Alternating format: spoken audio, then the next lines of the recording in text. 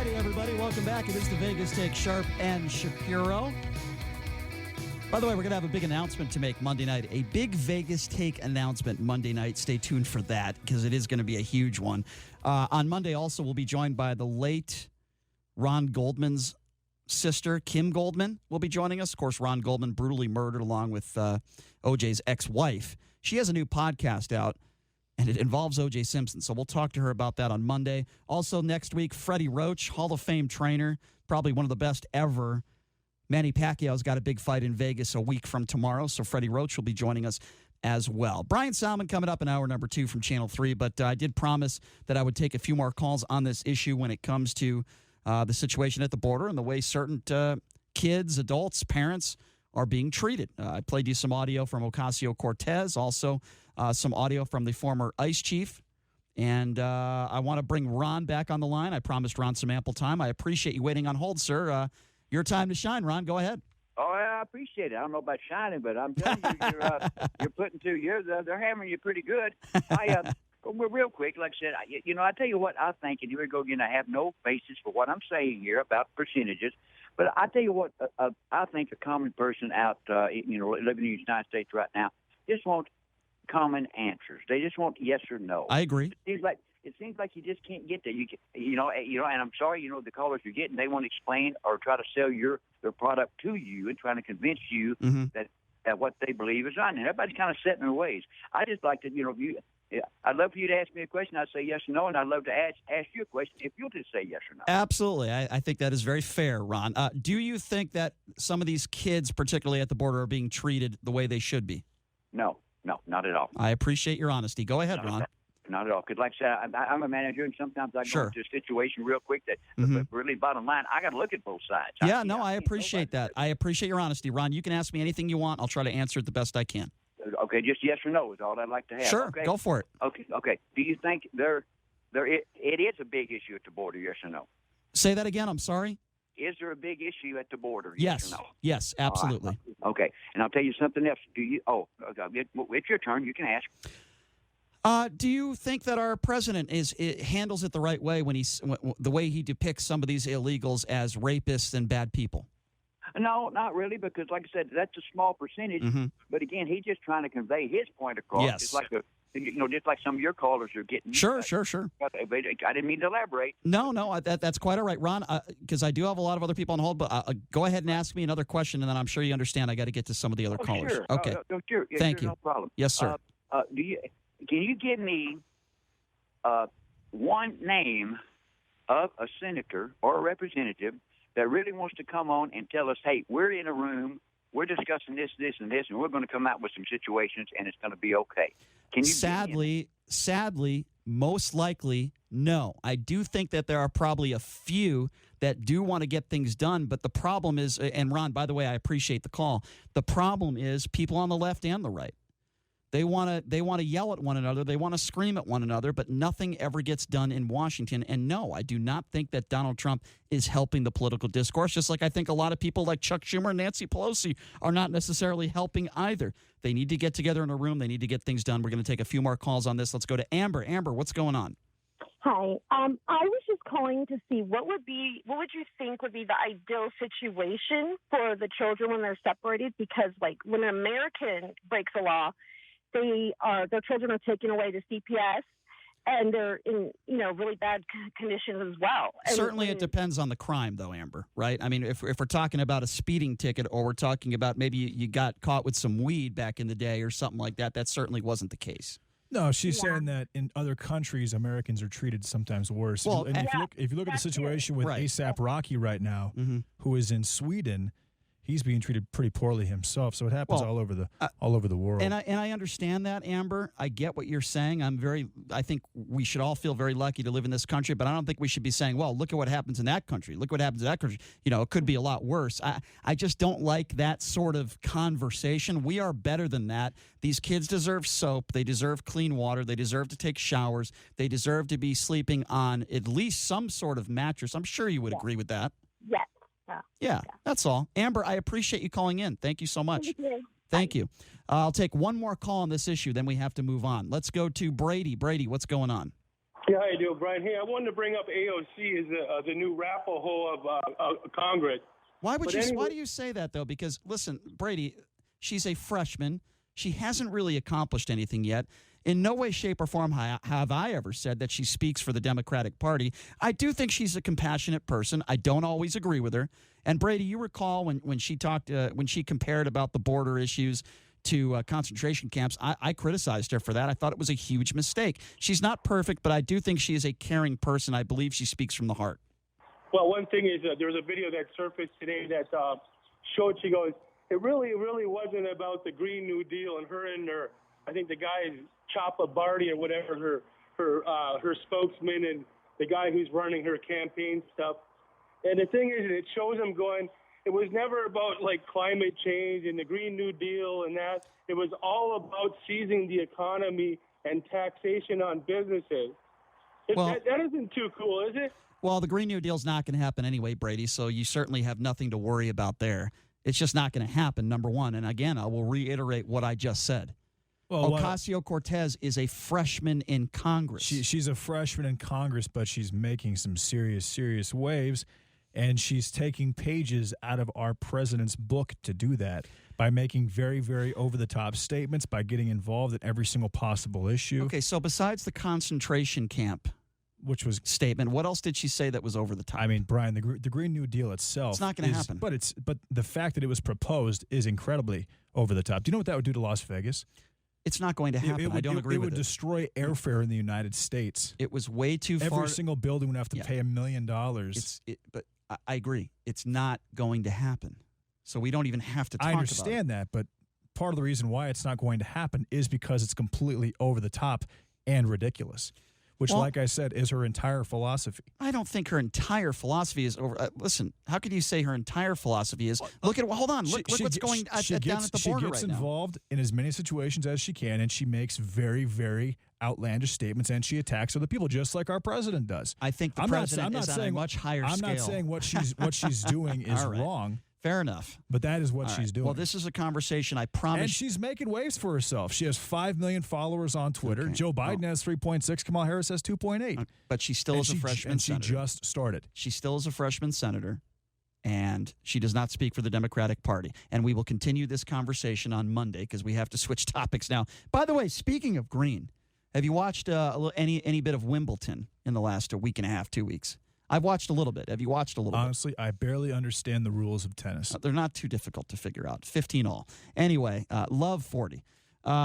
Anyway, the guy we have with us on the line right now, his name is Barry Brandt. He is a tennis guru, and he has a very interesting tennis history here in Las Vegas. And what better time to talk to Barry than now when we have the finals set for Wimbledon. Barry, thanks so much for coming on. How are you?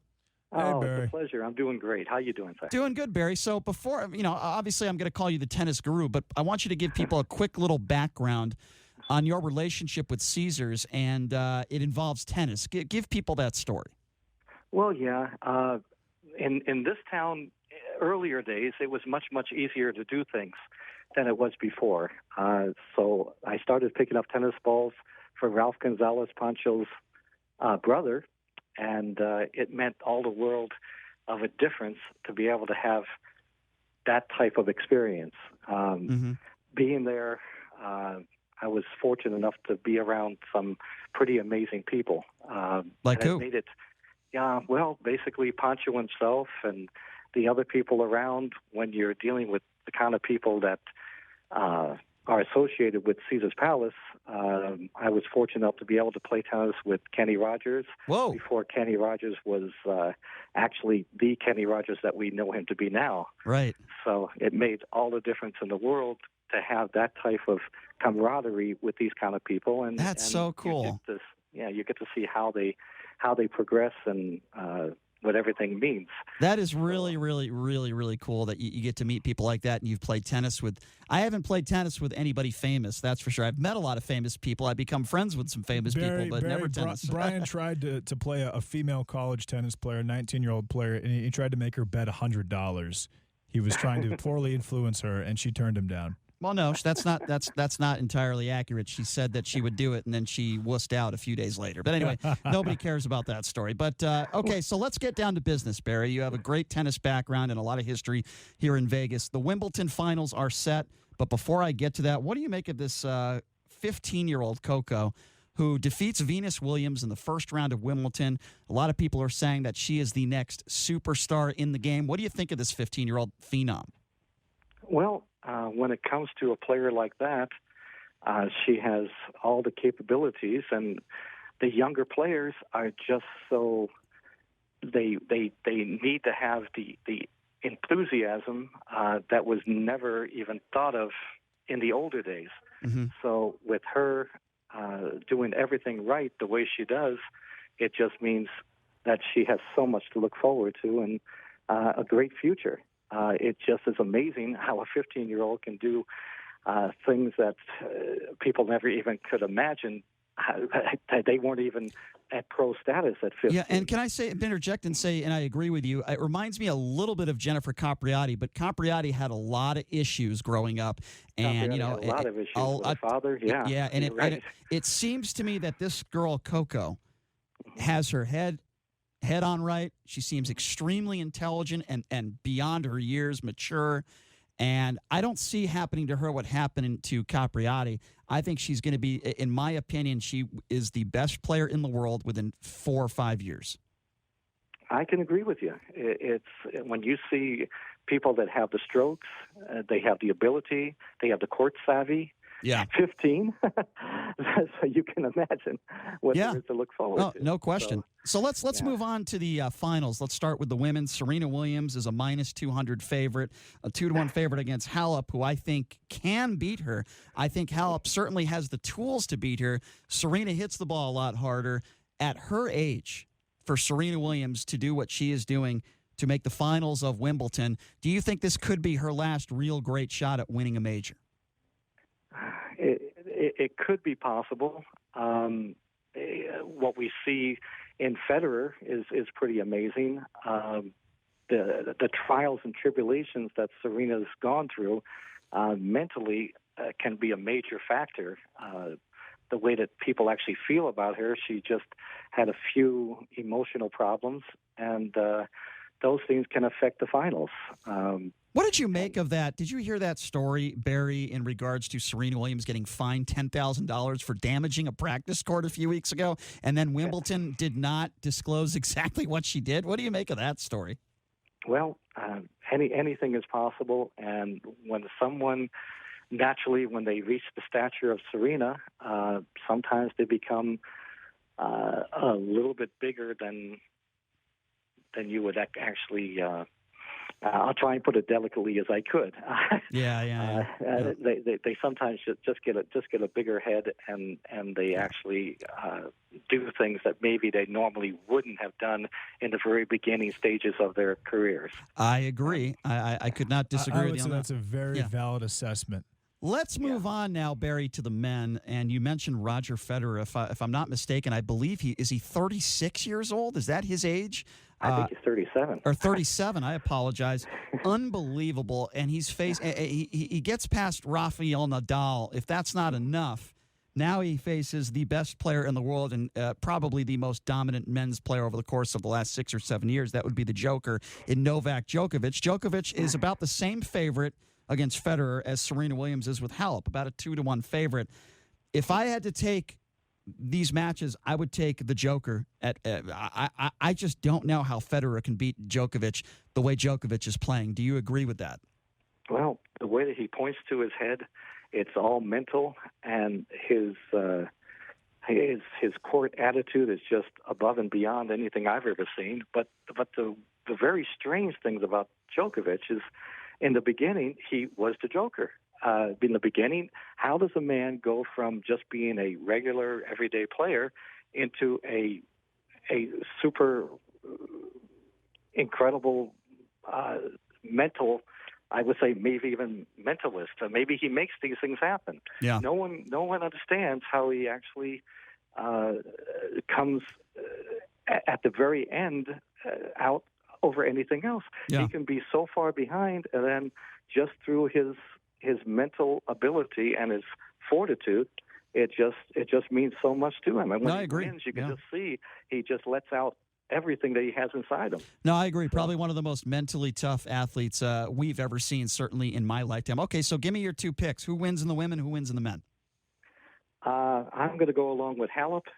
Really? And, and I really do think that she has all the capabilities, and I believe it's her time. And nothing against Serena, incredible player, but if she falls into a false sense of security when she starts to have problems with her serve, and she believes that she's it's just not going her way, it can just snowball into a loss. Fair enough. And Halep is plus 160. What about the men? What's your pick there? It's a tough one. It really is. I feel that Djokovic is going to win, just like always, but my heart is with Federer. He makes me feel special, being at his age. On top of it, and he is royalty as far as the court's concerned, as far as the people are concerned. But again, probably Djokovic, through his mental state and his truly will to win, I do believe that he's probably going to win, and people are going to kill me for saying that. Fair enough. I really do feel that Federer has every capability, the most beautiful strokes I've ever seen, body turn, everything into each shot, and the way that he is able to get around the court at his age truly is incredible. Barry, yeah, you own a furniture store in West, and we'll say West Flamingo, roughly. And I actually furnished my entire new home from your furniture store. Give that a plug. Give that a plug. Explain what that is a little bit. Well, I'm just very proud of what you picked as well, and it's a great feeling to have everyone as happy as they are. But in having people happy, just like with tennis and everything else, when you have a client, you want to make sure that they're happy, comfortable, and satisfied. So with the store, I just found a way to do everything the customer asked. They had these horror stories about the internet, shopping and getting something delivered on the curb and not being the right piece. And they would ask, please, there's got to be some kind of solution. So I just simply found a way to do it just through the customer being that happy, like a great movie. They would just share with other people. So I found a way to beat the internet and give a delivery that's second to none for people. And they just simply are it's the hardest thing I've ever done with this store, but it's the most rewarding. People have been just wonderful. They actually walk into the store smiling, and they know what they have to look forward to. And it's kind of like getting full service at a gas station for the price of self-service. I don't believe that anybody should ever have to lug anything upstairs. Well, I'll tell you, man. Together. I'll tell you, Barry, if only everybody could have that sense when it comes to customer service in Las Vegas, I think a lot of people would be in better moods. Anyway, Barry, we got to take a break, my friend, but I just want to thank you so much for taking some time to join us, being our tennis guru, and we'll see if your picks pull through. I'm kind of with you on that one. I think the Joker wins, and I do think Halep wins. But Barry, thank you so much for coming on the show. We really appreciate it. Oh, guys, it was truly a pleasure. Thank you. Yeah, there you go. Thanks a lot, Barry. There you go. Barry Brandt, our tennis guru. Thank you to Barry for taking the time to join us. We're going to take a quick break, and when we come back, Channel 3's very own sports anchor, Brian Salmon, will be joining us next. We'll be back right after this.